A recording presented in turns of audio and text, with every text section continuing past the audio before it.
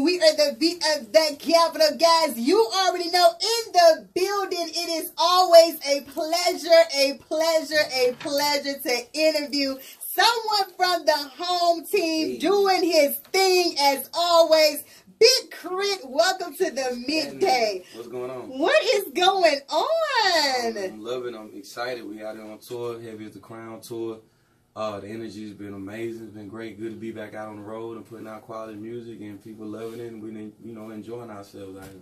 Yeah, I know, right? And I can see. I can see it. Yes, I can see it. I can see it. You have sold out shows. Yes. That has to feel amazing. Oh, man, it's awesome. It's awesome. I mean, because not only are people still supporting the music this long down the line, I really came out for a lot of people on K.R.I.T was here 2010. So to be in 2018 and there's new faces mixed with people that we've been seeing over the years, and we rocking out to the music that I made now.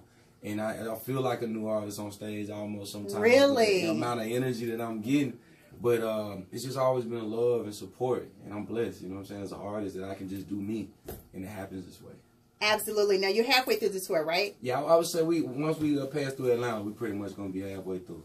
That is awesome. That is awesome. Okay, so it's kind of like, I always have to think how we should talk every time I interview you, because we've interviewed so many times. So I don't want it to be redundant. And then listeners, we have new listeners now. Like you say, you pick up new audience every time you go out. A brand new audience, a brand new audience every time you go out. Something that I did see, though, I know we have not.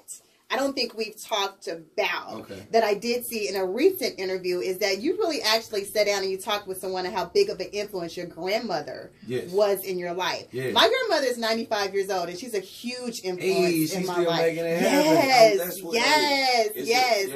a blessing. Yes. It is really a blessing. So I know that's something that we have in common. But for those listeners who may not know, how did she influence your music? Because at one point you said she was like your first engineer. Yeah, my grandmother definitely was my first mix engineer, because she was recording me on on a tape recorder, like when I was like 12, a little bit younger than that, doing like Christmas poems and stuff like that. Like, and then when I got old enough, I wanted to sing R&B records, and she was right there like, let me record you. And she just started documenting those things. And I think that was like my first introduction to wanting to record myself, or getting used to hearing my voice replayed and seeing people's response to it.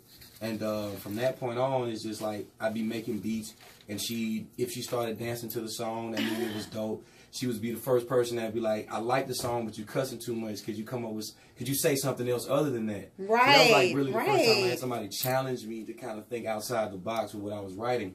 And then she kind of opened her whole house up to bring other artists in from my hometown. I literally was, as soon as you walk in, I was right there to the right making beats and on the recording. And she let me rock in that space, and that was like in her kitchen. And I recorded one of the records on K.R.I.T was here that did a lot for me, which was called Something, in the bathroom of her house. So she played a really major part in me recording and getting used to having people in the environment while I was working. And the honest criticism that you need. Yes, absolutely. Yeah. So initially, that was your biggest fan, your first fan. Yeah, she was there. Yeah, and she definitely didn't. She wasn't as brutal